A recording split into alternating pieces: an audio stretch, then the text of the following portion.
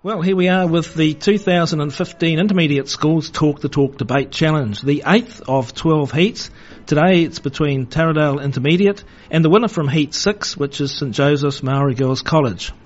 Now, each debate is a knockout, so the losing team retires from the competition and the winning team progresses on. We've already said goodbye to 3 very good teams, which means at this point there's only 8 schools left in the competition. So who will be our 2015 debate champions and shield winners?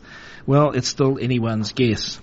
Adjudicating today, as usual, we have Lynn Trafford, who will be assessing and marking the teams against the Russell McVeigh New Zealand Schools Debating Championships marking guidelines. And if you'd like more information on that, you can find that at www.debating.org.nz. Lynn will later give us her comments and, of course, the final result as to who's won today. So I guess good afternoon, Lynn. Another good contest looks likely this afternoon, with Taradale traditionally putting in a strong team as they have in the past, and of course St Joseph's having already won 1 heat. So perhaps you'd like to briefly run through what you're looking for from our 2 teams as they debate today's moot, which is car headlights need to be switched on at all times. Lynn. Well, thanks, Chris, and good afternoon, everyone. Good afternoon to our 6 young ladies in the studio today and to their supporters who are sitting out in the Radio Kidnappers reception. And they can't see what's going on in the studio, but they can certainly hear. To everyone that's listening, I hope you enjoy our debate this afternoon. I think the moot is an interesting one for young people of intermediate school age because, of course, none of them can actually drive a car. Well, not legally at this age anyway. So it'll be interesting to see as passengers how they have interpreted the moot. And I'm waiting to see today how they deliver their content, which will be good content, well presented and strongly defended by our rebuttalists. Each speaker should play their part in the debate according to the parameters that their position in the team demands. For example, the leader's introduction and later the leader's summary, the second speaker's development of the moot, and a strong rebuttal from the third speaker.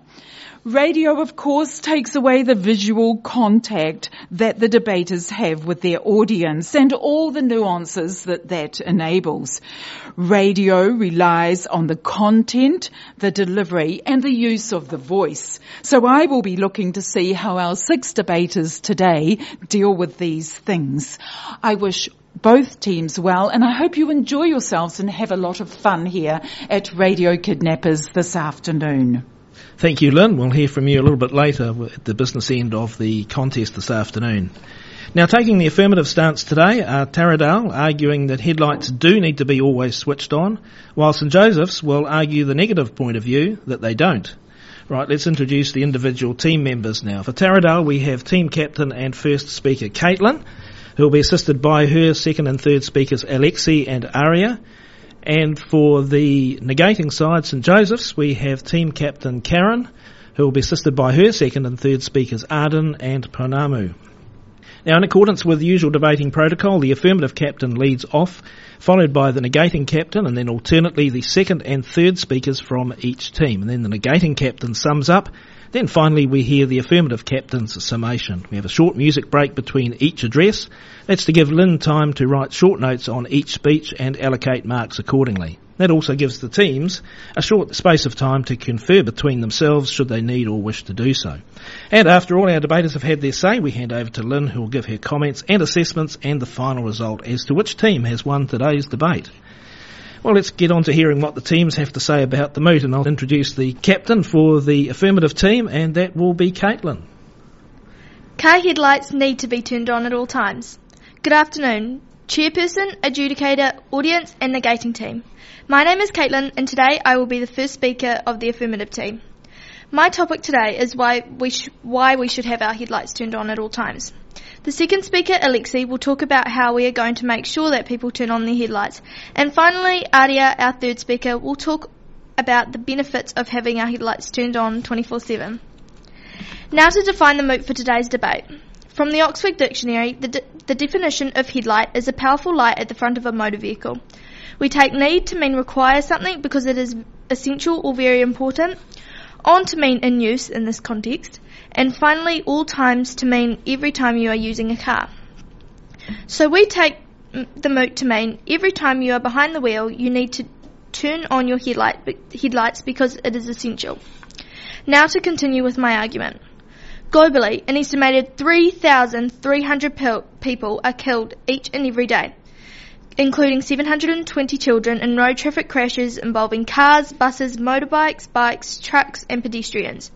Annually, 1.24 million are killed and 20 to 50 million are injured, a number likely to double by 2030.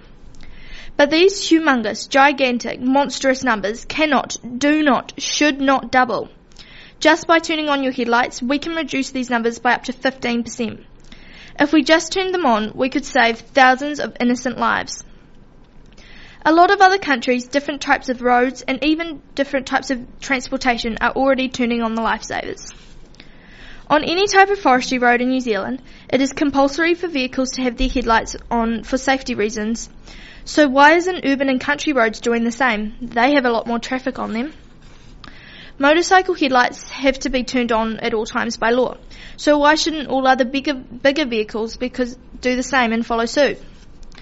Sweden and many other European countries have to have their headlights on each and every time they are behind the wheel. So why isn't it the law in all other countries? Furthermore, using headlights during the day has reduced the severity of collisions. A report by Monash University Accident Research Centre found that by having your headlights on, you are able to see the person before you crash into them a split second earlier. Therefore, they are able to put on their brakes before impact, slowing down for a softer crash. Which means, by having your headlights on, you can avoid fatal injuries. Not only does having your headlights on whenever you are behind the wheel make road life much, much safer, it also makes everything millions and millions of times easier. Every morning, every moving, living thing can see you, and you can see them. At times, you can see an extra 5 to 30 metres ahead of you, making it very easy to see any potential hazards, which means you are saving yours and many other people's lives. Just by flicking a switch, you are saving lives. So with all of the information I have given you, don't you realise how much safer New Zealand roads would be as a result of turning on your headlights? How much easier it would be for you to be able to see the road and other people around you to see you? Vehicles on forestry roads have to have their headlights on at all times. Motorbikes have to have their headlights on at all times on all roads. Other countries have also made it the law. And they have made unavoidable crashes not as bad as they would have been without having headlights on. Car headlights have been proven multiple times to make roads safer and easier to see potential life-ending road hazards. Next, I will pass you on to our second speaker, Alexi, to continue our convincing argument and to tell you how we will make sure that people turn on their headlights. But come on, New Zealand, it's easy, even if it isn't a law. Turn on your headlights because it could just save a life. Thank you. Thank you very much, Caitlin. Caitlin there, the captain and first speaker for the affirmative team today, which is Taradale. We have St Joseph's negating today, and we have team captain and first speaker to speak now, who is Karen. Māori ora kaitai ko Karen tōku ingoa. Hello to my opponent and the adjudicator. My name is Karen, and my team and I are from St Joseph Māori Girls College. Today we are the negating team, so we are disagreeing with the moot. Car headlights need to be switched on at all times. Firstly, I would like to make a few points on what the affirmative team has said. So you said that it is probably safer, but it's probably safer in other countries like Scandinavia and Europe, as you said, because it is darker in those countries at certain times of the year during the daytime, so it is necessary to have them on. But does this actually increase safety? I mean, if it's dark, you put your headlights on. It's just common sense. If you don't put them on and it's dark, I think that is your fault, and it's your own safety that you didn't think about. I'm just saying, you don't need them on when it is not necessary, but when it is, by all means put them on. I don't think it makes roads any safer, but makes them more unsafe, as I will explain in my speech. I will now explain why we should not have them on at all times, because it could cause road hazards and actually affect our safety. My second speaker, Arden, will explain why we should have them on only at certain times, and also how it can affect our cost on cars. My third speaker, Painamu, will explain why we should not have them on all the time, because it can cause environmental problems. What benefits does having our headlights on all the time actually have? Does it actually make our roads safer? Yes, we need our headlights on when it is rainy, dark and foggy, in times when we can't quite see, but during a nice sunny day, no, definitely not. People say that it will increase our safety, but does it really?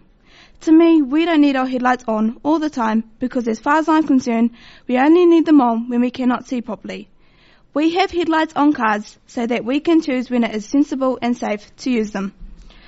A point that I would like to make is that if we always had our headlights on, how could we spot out our motorcyclists on their motorcycles? If we always had our lights on, motorcycle safety could be at risk. Usually, when a motorcycle engine is running, the lights are turned on to make the motorcycle more conspicuous. But if all our lights were on, how can the motorcycles be conspicuous? That's right, they wouldn't be as noticeable as before.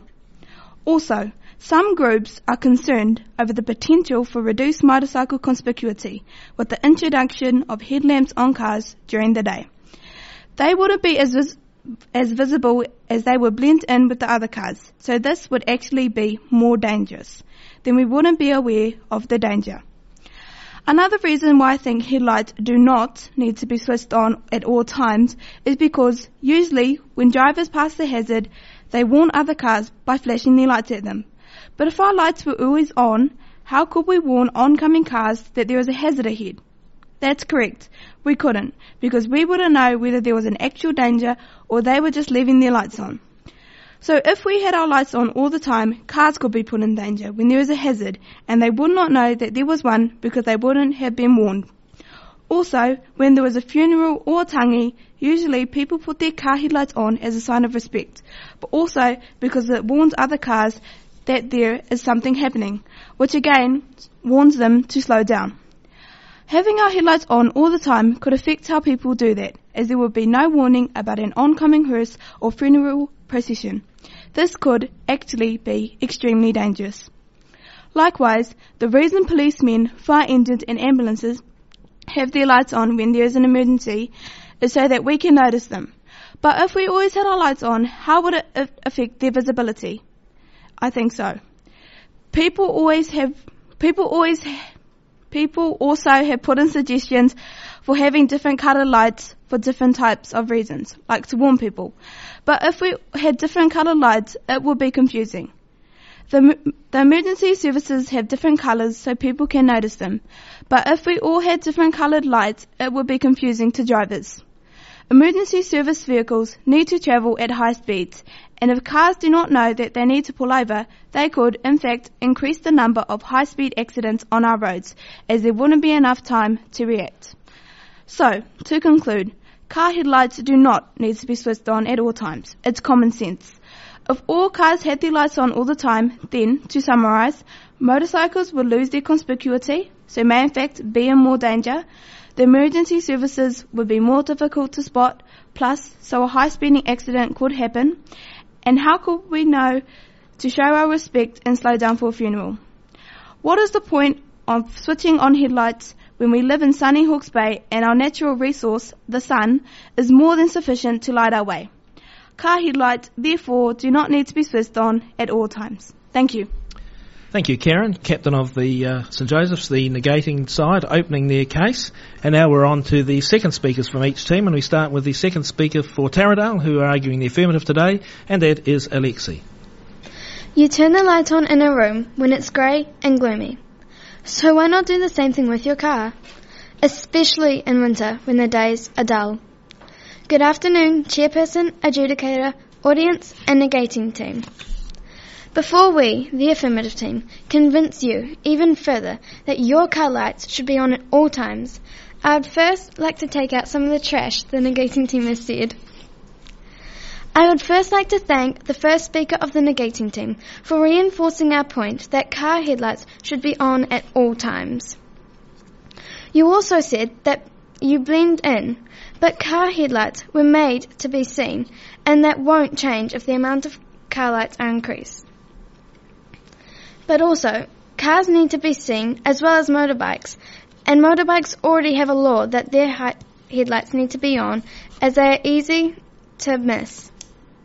Police lights and other emergency vehicles have red and blue lights to be noticed, but all other cars have different colour lighting anyway.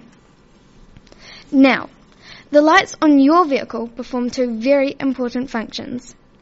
They light up the road in front of you at night or in poor conditions, and they also make your car more visible to other road users. In Australia, BP have sponsored a campaign to encourage road users to switch on their car lights during the day, as being more visible on the road can save your life. So how are we going to solve this problem of road users not turning their car lights on? In part, if people are better educated about how this practice can save many lives, more people will drive with their car lights on 24/7. For example, if you've ever taken a trip to the USA or Europe, you will have noticed that most cars on the road have lights on during the day. This is because a study by the European Commission on Mobility and Transport showed daytime running lights had a high potential to improve road safety. The study indicated that drivers felt that having their lights on constantly throughout the drive helped them identify and recognise other drivers earlier so they could take action to prevent accidents.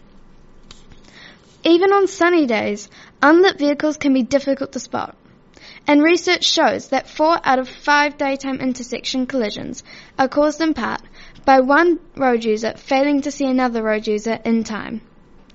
Daytime running lights could help prevent up to 25% of all fatal daytime crashes. Driver reaction times improve, and they can estimate speed and distance more accurately, meaning less crashes. In 1977, Sweden made it compulsory to have your car lights on at all times. Many other European countries and Canada soon followed suit. All their new vehicles had to have the lights wired to come on whenever the car was running. This way, the drivers wouldn't have to worry about forgetting to turn them on. Also, around sunrise and sunset, when the sun is low, it can shine directly into the driver's eye.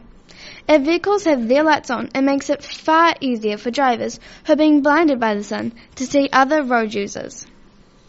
At dusk, it can also be difficult to see other vehicles. Drivers often forget or don't like to put their car lights on early enough.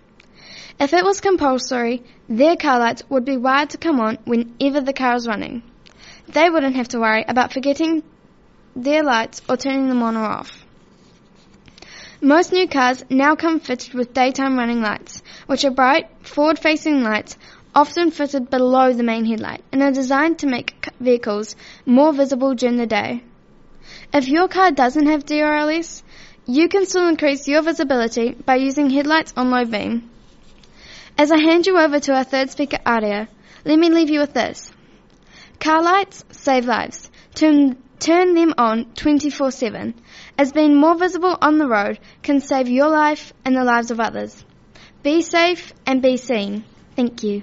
Thank you, Alexi. Alexi there, the second speaker for Taradale, who are arguing the affirmative today. We're along to the second speaker for the negating side, who is Arden. Kia ora and hello to my fellow opponents and to the adjudicator. My name is Arden and I'm the second speaker of the negative team. I'll be clearing up the nonsense that has been said so far by the affirmative team and will be persuading you why it is unnecessary and just appalling to switch on car headlights at all time. As your first speaker questioned in her speech, why not other countries have their lights on like Sweden? Because in Sweden it gets darker earlier. Only in certain countries you need your headlights on. Having them on in New Zealand is just pointless as we have sunny environments, which I will go into more detail in my speech. When your second speaker mentioned it makes your car more visible, but does it increase your visibility of the road? I think not. I will now begin my speech. Arden, what are you doing walking around with a torch at 1 o'clock in the afternoon? Oh, I just thought I would be able to see during the day with the torch. That's only in dark places, you idiot. Plus, you're wasting the batteries. This is the same as driving with your headlights on during the day. It does not increase your visibility to see more things as you are driving. Headlights are used during night time to see and to be seen. There is no need for your headlights to be on all the time, only when you need them to be on. Yes, there are times when your headlights should be on. According to the road code, these are the times when you need to have your headlights on. When you can't see 100 metres in front of you and 30 minutes after sunrise and 30 minutes before sunset. It doesn't say to drive with your headlights on. In some countries, they have a type of headlight called DRL lights. DRL lights are daytime running lamps used because it gets darker earlier in certain countries, and some groups think they are safer. What are the disadvantages of using these lights? They can be distracting for other drivers, they can shine at pedestrians, causing them to be annoyed, and the lights can also shine into houses and make your bulbs run out a little faster than usual. In 1998, after the DRL lights were introduced, several complaints have been reported as DRL lights were being disturbing, so they are pointless. They are useful in Canada due to long periods of darkness, but there are fewer periods of darkness in New Zealand, so daytime running lights would be little of use in New Zealand. We know for a fact that New Zealand has a sunny environment on a lovely day, but when it comes to rainy days, you have to use your common sense and turn your headlights on. Having your headlights on during the day is the same as having street lights on during the day and walking around town using a torch. You tell me, have you seen anyone walk around using a torch during daylight hours? Because I know I definitely haven't. It's just ridiculous. When your headlights are on, the bulbs may produce light, but they also generate a large amount of heat, which basically represents wasted energy. So the more your headlights are on, the more energy you have wasted. You need fuel to get energy, and fuel has a cost. Only about 20% of the energy from your fuel is used, while the other 80% escapes as wasted heat, or is used for the headlights, which again is another place where the heat energy escapes. So you are pretty much wasting your time and money, all because your headlights have been turned on. So by increasing the time your headlights are on, the more money you are wasting. Also, if cars needed to switch their headlights on at all time, then older cars would run down their battery. Many households in New Zealand have older cars, as cars are not manufactured in New Zealand, and cars are imported from other countries. Therefore, because of our small population and relatively small demand for new cars, people can't afford to buy new cars. Imported cars with DRL lights are just not affordable for many families. The older lights would use more energy, plus would burn more fuel, which would be detrimental to the environment, a matter that my third speaker, Pounamu, will discuss in more detail. In conclusion, I don't think that your headlights need to be on all the time, because there are no benefits. It's just common sense, and you are wasting energy and money. So if you are listening to this speech in your car at this moment, just think about what I have just said and decide if you should turn your lights on or keep them off. This concludes my speech for today. Thank you. Thank you, Arden. There, the second speaker for St Joseph's, arguing the negative of the moot today. And now it's time for the third speakers. And the third speaker from the affirmative is Aria. Chairperson, adjudicator, negative team and audience. Today my job as third speaker is to further prove to you that car headlights need to be turned on at all times. I shall convince you of this by telling you a short story and showing you what would happen if we did keep our headlights on. But first I would like to pick out a few holes from the negating team's debate. Second speaker. You said that it is pointless in New Zealand to have car headlights on because it is always sunny. But not all places in New Zealand are sunny. What about Fiordland? Over 75% of the general weather conditions are dark and rainy, even in the summer. You also mentioned how it wastes battery. It might use battery, but I'd rather do that than risk a life. You can replace a battery, but you can't replace a life. Yes, I agree. Walking around town with a torch is silly. Yes, but with headlights it is a different story. They can increase your visibility even on sunny days. Furthermore, lights also alert people. Cars are coming and save lives. Imagine this. You were driving in your stormy grey Suzuki Swift. The day is glum and gloomy, just on the brink of heavy showers. It is only a 2-minute drive to the shops, so you don't think to turn your headlights on. What could go wrong? Another car on the road is in a hurry to get to its destination. It pauses briefly at a stop sign, but not long enough to notice your car has blended into its grey surroundings. The impact is quick and violent, and the consequences are fatal. All this could have been avoided if you kept your headlights on. As my first speaker said, a lot of people are either killed or injured in car incidents a year. And I'm convinced that we could reduce this amount if we just kept our headlights on. If we did keep our headlights on, it could help both of us and the other drivers on the road. It increases our visibility on the road, allowing us to see other traffic and the road.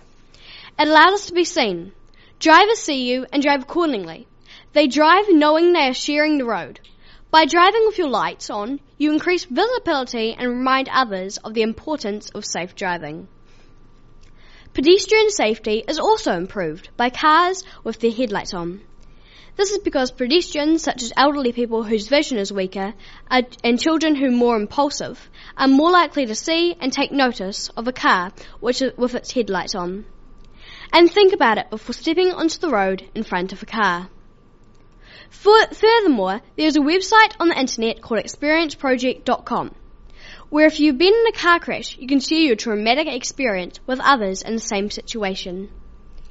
I happened to go on this website and found a story much like the one I've shared that could have been avoided if the car headlights were turned on. She dropped her son off at school, and as she was running errands, a truck hit her car. This, as I've already mentioned, could have been avoided if she kept her headlights on. So I say again, car headlights need to be turned on at all times. And I know that the affirmative team have already proved that to you. I'm sure a lot of you are listening to this debate in your cars with your headlights on because we have successfully proved to you that car headlights need to be turned on at all times. And if you've not turned them on, you need to turn them on right now. Thank you. Thank you, Aria. Aria there, the third speaker for Taradale, arguing the affirmative today. And here we are with the third speaker for the negating side, who is Pounamu. Kia ora koutou, my name is Pounamu, and I'm a current student at St. Joseph's Māori Girls College. I'm the third and last speaker for the negative team. Today I will be explaining why I strongly believe we should not have our car headlights on at all times when driving. Not only because it is entirely idiotic to have our car headlights on during the day, but it is also another cause of pollution. But before I start my speech, I would like to rebuttal many incorrect points from the affirmative team. First of all, your first speaker said that many people die from car crashes, and of course that is true. Yes, there are many people that die from car crashes, but car headlights have really nothing to do with the situation. Yes, they can prevent it, but can they really? During the day, no use. Your car headlights do really nothing. The sun does the work. But at night, yes, it is useful. When time suits, to turn your car headlights on, it is better to see. You turn your car headlights on when suits. Your second speaker also said, you turn the lights on when it is a grey and gloomy day. But grey and gloomy times are not at all times. Am I right? She also said that DRR lights are used in many countries. Well, to me, they are a waste of money, time to install, and a waste of energy that has been used. The sun helps us to see, not these lights. From experience, before we came here, me and my school students and teacher spotted roughly 37 DRL lights out of about 500. Quite a big distraction, actually. These headlights use. You couldn't see them when you were driving So why use them? God has given us a sun. Why deny it? Your third speaker also said, this is a waste, that rather use waste energy for life. She said that to save a life. Yes, this is right, but you are letting people use these headlights 24/7. This cause will end our world by pollution. But 7 billion you will save in the long run. One life will help, of course it will. A big difference. But in the long run, that is not the situation. These headlights cause pollution, very bad pollution, and will destroy our world slowly. I will now start my speech. Pollution. Car headlights also significantly increase fuel consumption, as the energy to power these devices causes increased load on the alternator. You may already know that one of the main factors of pollution is actually cars, only because when driving you need petrol to keep it running. But what happens to the petrol is a whole different story. When driving a car, your car releases a gas called CO2, carbon dioxide. The carbon's emissions are highly toxic to inhale or consume, which is pretty much the toxic waste of petrol. For example, cars need fuel to keep them running, just like we need fuel to keep ourselves running, food. So when the car burns fuel, it is like a human passing gas. Carbon dioxide is released in the air, which is one of the main causes of global warming, ozone layer depletion, and air pollution. So if we were to leave our car headlights on all day and night, we would need more and more fuel to keep the car running and to charge the battery. This leads to more and more release of CO2 and speeds the process up of air pollution, global warming, and ozone layer depletion. The extra CO2 contributes to greenhouse gases that causes air temperature to rise and sea levels to rise, which is terrible for New Zealand as we all live close to the coast. New Zealand is famous for our green and clean country, and we have a relatively low population. Enforcing drivers to keep our car headlights on at all times goes against everything that we stand for, as it would be encouraging people to waste energy. It is a fact that pollution rates are highest in Auckland and Christchurch, as this is where pollution is highest and there is more traffic. If cars, particularly older cars, had to have their headlights on all day, it would actually increase this pollution. If cars slowly kill our world, why are we putting devices on them to kill our world faster? But if we were to make more efficient cars, I wouldn't even recommend having devices on them. So our cars' headlights would be on 24/7 automatically. Because if we want to turn our car headlights on, that should be our choice. That should be our decision. Everyone has to pass their driving test. Everyone learns when it is necessary to put our car headlights on. Car headlights are only useful when we need them on. But here's the thing, we don't always need them on. We have a sun and that is more than enough from when we are driving during the day. We don't need DRLs, we don't need lights to see through everything. Lights have been invented so we can see when we can no longer see, when it is too dark to see our surroundings. Yes, headlights are good for nighttime because everything in contact isn't visible when darkness has blocked it out. But to have car headlights on all day and night when I'm driving is just ridiculous. This is why I strongly believe car headlights should not be switched on at all times, because they cause a high amount of pollution to our world. Thank you. Thank you, Pounamu. That's the third speaker there for St Joseph's on the negating side today. Well, we've heard the first, second and third speakers from each team now. Time for the summing up now, and we have the negating captain summing up, and that is Karen. In summary, I think that our team has won, because we made our points very clear. I explained that switching on car headlights at all times is unnecessary and actually could be very unsafe, particularly to motorcyclists, the emergency services and for special ceremonies such as a tangi or funeral. My second speaker, Arden, further explains how headlights annoy people and that switching on car headlights all the time is very expensive and is a waste of energy. Painamu spoke about how running car headlights actually increase the load on the alternator and so burns more petrol, which could let out gases into the air and pollute the air, which really affects our environment. Safety and environment and our people are very important, and if we always had our car headlights on, we would affect all of these very important things in our world. I think that the affirmative team has lost because they support the mood, which affects our world. And I think that is preposterous that the affirmative team really thinks that car headlights should be on at all times. I think that is really ridiculous.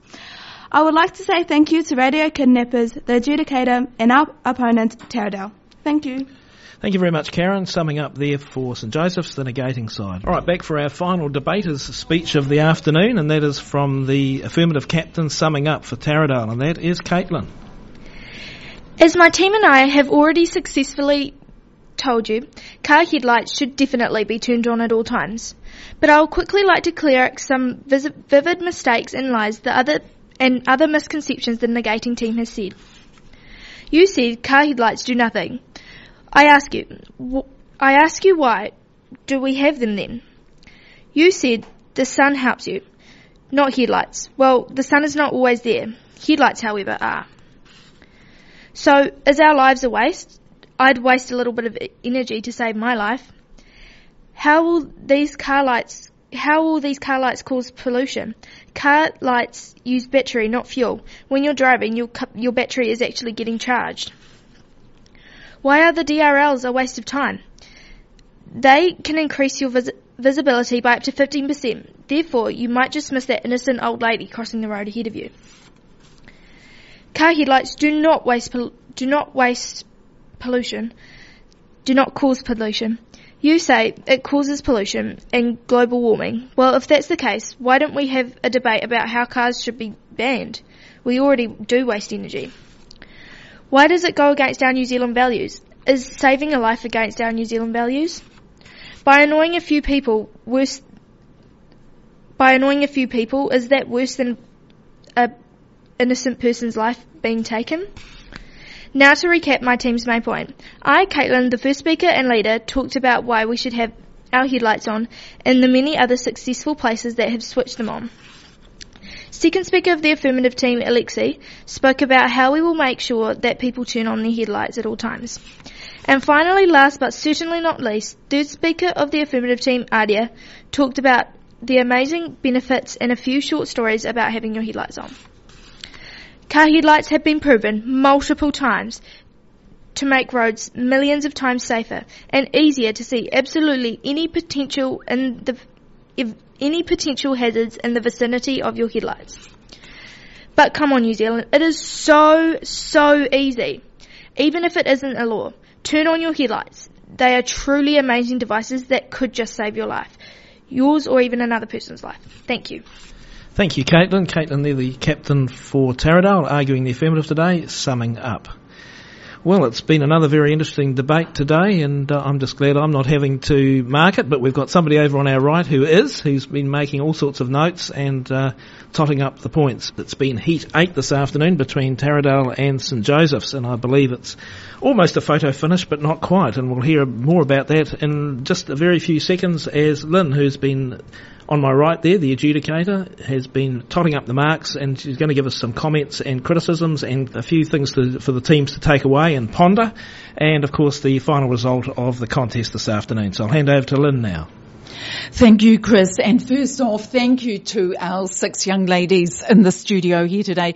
I've really enjoyed this debate, and it has been exceptionally hard for me because each of you has excelled in quite different ways. And when I add up the marks, it is all but a tie.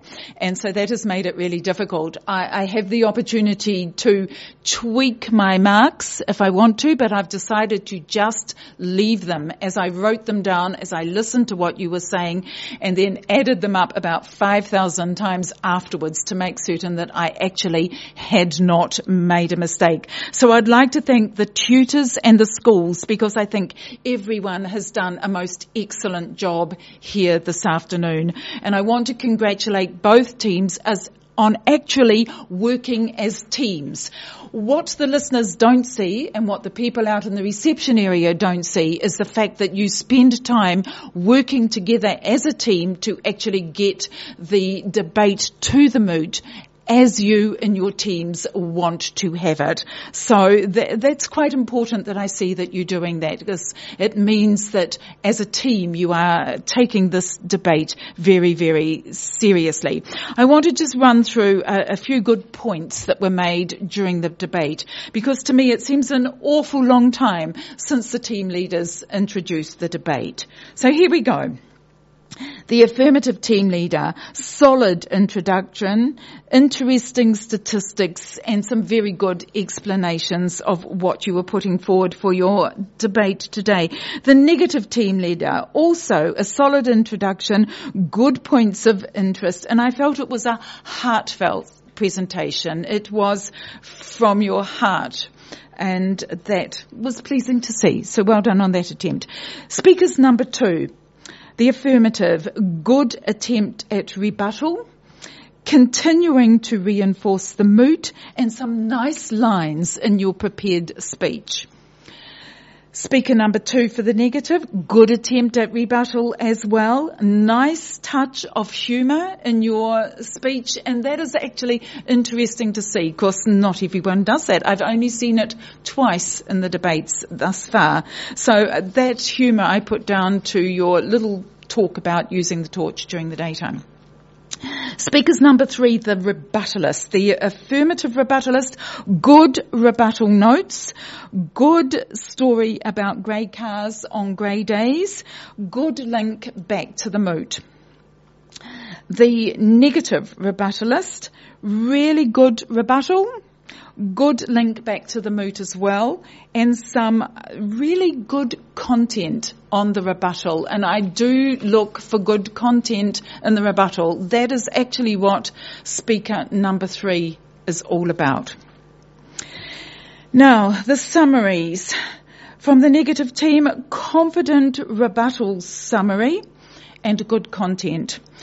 From the affirmative team, a few shudders in the rebuttal summary. It's not easy to do a rebuttal summary. I think because a lot of it you're doing off the cuff. Doing it off the cuff doesn't always come across as confidently as maybe it should. Good content in your rebuttal and in your affirmative summary. Now, I'm supposed to at this stage talk about some speakers that I actually really liked with their presentation. My favourite speaker today is the affirmative third speaker. I really enjoyed your style of delivery. Congratulations on your presentation this afternoon. Quickly behind that, I must say, I enjoyed the negative third speaker as well. I think a debate can be won and lost on the rebuttal. And you two speakers here handled it very, very well today. I'm only going to pick 2 favourite speakers, and they were my rebuttalists. By 1 point, I award the debate to the negative team. Thank you, Lynn, for your comments and your adjudication today. Congratulations to today's winners, St Joseph's, and thanks to both teams for what has been a very good contest today, and as Lynn said, very, very close by 1 point. Sadly, we must say goodbye to Taradale at this point, with today's winners, St Joseph's, going on to qualify for the first semi-final against Napier or Lindisfarne, which will happen on the 13th of October.